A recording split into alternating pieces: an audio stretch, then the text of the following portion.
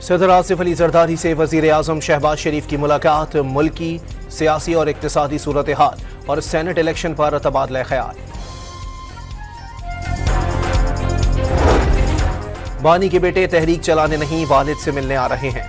Barrister Ali Zafar ने तहरीक चलाना क़यादत का काम करार दे दिया। गंडापुर के 90 दिन के अल्टीमेटम से कन्फ्यूजन फैलने का एतराफ।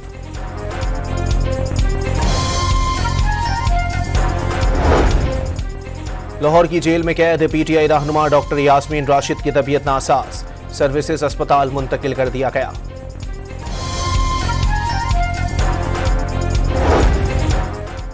मुस्लिम लीग नून ने तमाम बैनुल-अक़वामी यूथ विंग्स तहलील कर दिए। तमाम सरगर्मियां पार्टी सदर नवाज शरीफ की मंजूरी से मशरूत। नोटिफिकेशन वजीर आजम, नायब वजीर आजम और वजीर आला मरियम नवाज को भी इरसाल।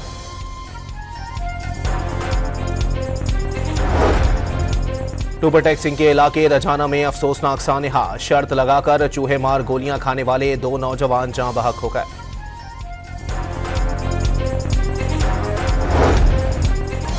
और कौमी T20 स्क्वाड का पहला ग्रुप दौरे बांग्लादेश के लिए ढाका रवाना।